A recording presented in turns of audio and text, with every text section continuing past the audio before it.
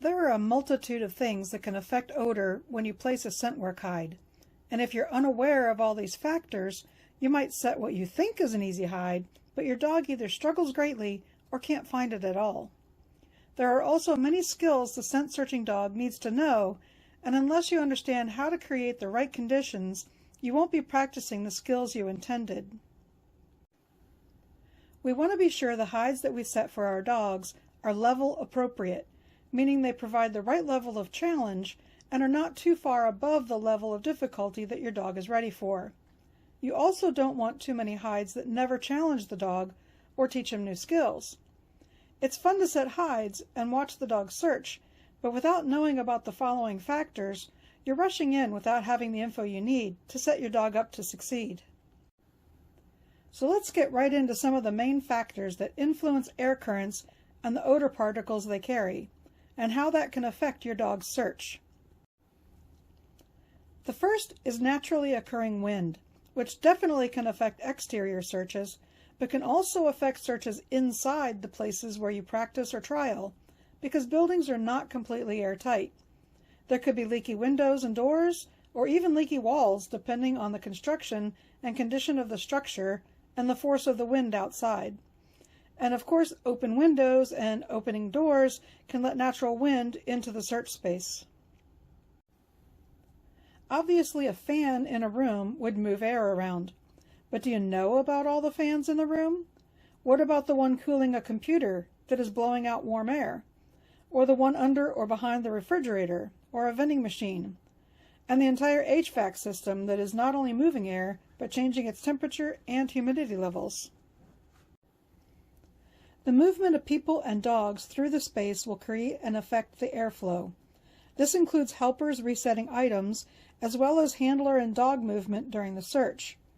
The faster the movement, the more airflow is created and affected. Imagine the effect you would have walking through dry ice fog or smoke in the air. It causes swirls on either side of you, pushes air in front of you, and creates jumbled vortices behind you. Keep in mind that dry ice fog is supercooled. It stays low because of that. This video is not to show how odor moves, just to show how movement through the space affects the air in the space. When the dog rushes up on a container or object, they can push some of the air, and possibly odor, away from themselves and the object, and your movement can do the same. Every time a door opens and closes, it moves a lot of air. If you stand at a door and open and close it quickly and repeatedly, you can quickly clear the smoke from a burnt dinner out of a room so that the smoke detector shuts up. Maybe that's just my own personal experience, but you get the idea. The smaller the room, the greater the effect the door movement is likely to have on the air in the space. And because the air will be affected by all the barriers in the room, including the walls, it can create quite a turbulence. If you're searching a space where the door opens to let you in, and then closes behind you before you start the search, take a bit of time at the start line to let that air disturbance settle a bit. Or maybe use the direction that the door will push the air as part of your training setup and hide placement. At trials, be aware of the airflow created by an exiting team if their doorway is on a different wall than the one that you enter. Even if you're searching a completely empty room with smooth walls, the walls are barriers that affect how air flows. Every object in a space can act as a barrier. The barriers could be as large as walls and buildings, or as small as a coin purse, but all can interact with the flow of air and change it in some way. The speed of the relative airflow hitting an object affects how the air moves around it. When you stand on the downwind side of a building on a really windy day, it doesn't feel as windy because the air is moving in many different directions at once. That means the odor would also be moving in many different directions, and it might be harder for the dog to find the source than from a hide placed in a location with stronger straight-line winds that the dog can follow right to the source. The same effect can happen with containers and buried containers, both from airflow within the space and the air movement created by the dog and humans. The scent on the downwind side may be more chaotic and harder to follow to source. or the movement might draw the dog right to the correct container. But the object shape and size, as well as wind speed, can change how the air moves. This is my dog searching a line of objects along a wall with a fan blowing air down the line. You can see exactly where he picks up the scent, and then he follows it back to the source. Then he double checks himself by going further back up the line before committing to the source location.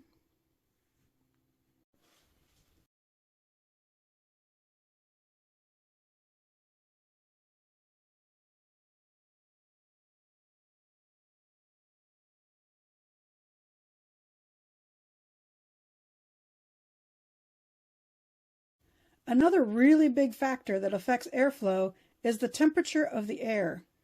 Warm air rises. Hot air rises faster. Think about what happens when you open an oven. The hot air doesn't fall down, it hits you in the face. This is called convection. Cool air falls, and cold air falls faster.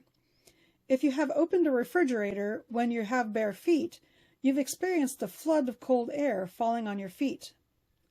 The horizontal movement of the air is called advection. This can have a huge effect on the air around a hide and how the odor particles move with that airflow. The sun is a well-known heater. It can warm surfaces like entire walls and floors, or specific objects within the space.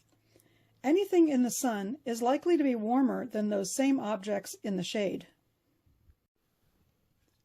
There can be convection and advection when the air outside is different in temperature from the indoor air. This is especially evident at windows and on exterior walls. In this diagram, if a hide is placed above the heat source, the dog might alert on the opposite wall, because that is where the most odor is accessible to the dog. But it might not be an alert on a single location. It's more likely to be the type of an alert that a dog would do on an inaccessible elevated hide.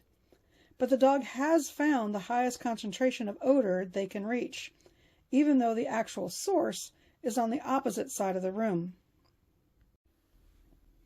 If you place a hide under a windowsill, and that sill is above your dog's nose reach level, the dog might not have any odor to find if the window is warmer than the air inside the room. Odor from the hide is likely to be rising straight up on the convective currents from that warmer window. This can happen with hides on exterior walls that have the sun on them as well, so be careful when you're placing hides that are above your dog's nose level. You can use the convection to help the dog if you place a low hide in this kind of situation. Same with falling cold air. When a window or surface is cooler than the surrounding air, the air and odor is most likely to fall. This effect is excellent for teaching a dog to find high hides. You want the odor cascading right down to them. And because cooler air drops, it is likely that air from areas in the shade will be moving towards sunny areas at dog level. This diagram shows how that looks. The blue area and ground would be the shady area, and the red area and ground would be the sunny area. Imagine a hide placed on the sunny side of an open barrier like a porch railing, where the shade meets the sun. If the dog is on the shaded side of the fence, they might not have any odor to find because it's all being pushed through the barrier. But if the dog is on the sunny side of the fence, it would be an easy hide to find because advection of the cooler air is likely to push the air and odor right to them. Don't let ring markers be an invisible fence that you don't let your dog cross. The dog might have to go outside of the ring to pick up the odor, especially if the sun came out or moved after the hide was set. Another way temperature can affect scent work is the effects of the cold on the oil itself. All of the oils have scent that moves in different ways, and the oils become thicker when they're cold, but anise can actually crystallize when it gets cold. This means there are very few, if any, odor particles released to move on the air currents. If you do exterior practice in cold temperatures or in a cold building, be aware that the hides will not have large scent cones, but the odor that is released is likely to move more consistently because the cold air is less impacted by convection currents, making it less turbulent and more predictable, and likely easier to follow to source. To help increase the scent cone a bit, place the hides on objects that are in the sun or near something warm. Contrasting that, if it's really warm, the amount of odor molecules released from the oils can make really big scent plumes. This can make hides easier to find, or it might cause converging odor, or pooling, or channeling, or swirling issues that you didn't intend. So I'll briefly talk about those. Converging odor is when scent molecules from two or more hides mix together. The dog has the challenge of trying to work out which odor is in which direction from that mixing point. If you have a novice dog and set two birch hides, but they present a converging odor puzzle for the dog, it could really confuse them. That would be more like a detective level scent work challenge. Dogs will encounter converging odor puzzles at higher levels, but they usually involve two or more different scents. So you need to understand how to use the factors that affect searches in order to create a converging odor puzzle to practice those when your dog is ready for that. Pooling is just like what happens with water collecting in a low spot. The air and odor molecules can do the same thing, and it might create such a strong pool or puddle that it almost has more odor than the hide itself. This can also happen when odor gets trapped in an alcove or against a barrier. The dog could give their alert indication on the pooling because it's almost as strong as the source, and this gets them confused. Or it might be that it is the strongest source of odor, even though it is not at the hide, especially with inaccessible hides. If you think about where would the dust bunnies and hairballs collect, you'll have a pretty good idea of where pooling might occur. Channeling is when the air and odor follow along something, like a crack in the pavement or along the chalk shelf of a blackboard. It could be inside a pipe or pipe-like structure or cavity, or along a low spot like a curb or a ditch. Sometimes channeling can help a dog locate the hide, if they can follow the odor along the channel to the source. But other times it means the dog might alert far from the hide, where the odor is exiting the pipe or cavity. They can be correct that the strongest odor is on the exiting side versus the opposite end where the hide is actually located, especially if they can't get their nose right on the source. Sometimes such a cavity is not obvious when you place the hide, such as in a stack of railroad ties, but you happen to hide it on a hollow one that sucks the odor through a crack and lets it out elsewhere. Or it could be an improperly stacked pallet of bricks or blocks, or a downed tree that's hollow. Swirling is usually a side effect of air currents interacting with barriers. If a hide is placed on the upwind side of a barrier, the dog might pick up the scent along one of the sides as the air wraps around the object and then follow that back to the source. But if you put a hide on the back side of an object, opposite of where the wind is hitting it, the odor particles could be caught in the swirling of the air. This might make it a bit harder for the dog to follow the scent to the source. Dogs learn to work out these challenges, but if you create them accidentally, it can make a hide much harder than intended. Another thing that can affect how air moves is floor drains. Anywhere water will flow is also very likely where air will flow. So if you have a search set up near a floor drain, know that the air is likely going to be flowing toward the drain. It's likely cooler inside the drain than the air above it, so the change in temperature can pull air in. The bigger the temperature differences, the greater the likely pull.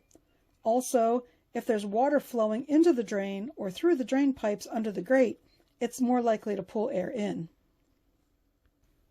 Compressors, like those inside a refrigerator, freezer, drink machine, or ice machine, can draw air and odor toward them. You can use this to your advantage when placing hides, or it can work against you if you're unaware of the effect. To see where the air and potentially the odor are moving, It can help to use smoke or vapor, or if there's a noticeable breeze, you can drop something that's really light, like a tiny feather or a bit of dried grass or leaves. You can get handheld battery-operated smoke or vapor-making machines to check the potential hiding place. Or you can puff some lightweight visible particles into the air like powder. Just make sure your body and movement is not blocking or changing the airflow when you use it. And if you use it prior to running the dog, it's best to use a method that doesn't leave tiny particles behind that the dog could inhale. Humidity levels and precipitation also affect the air movement, and it can greatly affect oils and odor molecules, so it can affect your training and searches. Searches at trials still happen when it rains, so be sure to practice that. The more humid the air, especially when it's raining, the more moisture gets intermingled with the odor molecules, and it can dilute the scent and make the molecules heavier and harder to move through the air. This, as well as flowing water carrying odor, affects how far and where the scent will spread. It also makes the air more dense and heavy and harder to move, so the things that were discussed that affect air movement tend to have a more muted effect. The other issue with heat and humidity is that it makes dogs pant, and when they're panting, they are taking in significantly less air and odor through their nose, just like when we breathe through our mouths. So it can mean they miss hides and odor because they're panting versus sniffing. When the air is warm and dry, the air and odor molecules are easier to move, and the things that affect air movement get amplified. Scent can travel farther, but the dry air can dry out the oils faster, so the scent doesn't last as long in the air, making them seem weaker. The dry air also dries out the dog's nose and nasal passages, making it harder to hold on to the odor molecules. Ideal exterior conditions would be about 40 to 60% humidity, a light breeze, heavy overcast, and around 70 degrees Fahrenheit. But trials rarely have those perfect conditions, so you should train in all sorts of weather. Another factor that can affect a search is the age of the hide. How old your oils are and how they're stored can also have an effect, but this is referring to how long the hide sits in place before your dog searches for it. I personally know of a dog that found a hide that was accidentally left behind outside in Ohio 12 months earlier. But most folks age their hides measured in minutes and hours, not months. At a trial, a hide does have the potential to be placed in the morning and not run until the end of the day. Doesn't happen frequently, but it can happen. So you should practice on hides that have been in place for at least 10 minutes and up to 8 hours before your search, plus every time frame in between. What the hide is placed on or near can affect how available the odor is for the dog. Smooth surfaces let the air slide right by, which works well if that's what you're going for. But the rougher a surface is, the more it will trap and hold odor molecules. Fabric and paper, including cardboard, will also absorb odor molecules, as will plastic. So if you have a scent vessel set for more than a few brief minutes on the types of surfaces that can absorb the oil molecules, consider them as scented, which is also called hot, unless you can clean them with something that will break down and remove the oil molecules. Depending on the surface, you might be able to give it ample time to dry out the oil. And if you have a hide set for longer, the molecules might not come out of the pores of the item even after washing. So you want to try and avoid hiding on items you don't want to be considered hot for long term. Can dogs learn to ignore those faint odors? Absolutely. Do you want them to do so? That depends on what organization you plan to trial in or what type of odors your dog searches for. Which brings me to another factor, which is the strength of the odor. AKC uses 2 drops of oil on each Q-tip head, with 1 fluffy end per hide. But other organizations have varying strengths of oil due to the way that they're prepared. So if you want to compete in multiple venues, you'll want to practice with a variety of amounts of oil on the hides. If you were to only do AKC style searches, and then went to compete in an organization with Q-tips that might only have the scent molecules from being in the same container as the oil, your dog will likely struggle. And if you usually train on low odor Q-tips and then have your dog search for an AKC Q-tip, they might get overwhelmed by the volume of odor they have to work through to find the source. They might also be more likely to fringe alert, meaning they alert on a lower concentration of odor away from the actual hide, because that's the volume of odor that is closer to what they're used to getting rewarded for finding. But training and practice with a variety of strengths can help dogs learn to work through those issues. The last factor that affects searches is the dog and handler team. And there are many variables to this topic alone that I won't be going into detail on here. But briefly, some dogs do have better scenting abilities than others, just like there's variabilities in senses from human to human. And some dogs have an easier time with, or more training on, ignoring environmental distractions and staying on task. And the dog's experience and training, as well as the handler's experience and training, play a massive role in a search. The more proper practice you do, the better both of you will get at searching successfully. Now that you're more aware of the things that affect hides, you can see why it's hard for humans to know exactly what a dog might be working through, especially on hides you didn't set yourself. There's very few absolutes and always this or that type variables in scent work, because many of the factors combine to create new odor pictures and movement. Hopefully you understand why training and practice on as many of these variables as possible is so important to help the dogs learn how to work through these things and succeed. The dogs make it look easy, so we forget about all the things that they're working through to find the source. I hope you found this helpful and educational, and hopefully it will improve your hide setting to help your dog learn new skills and improve their searches. Thanks for watching.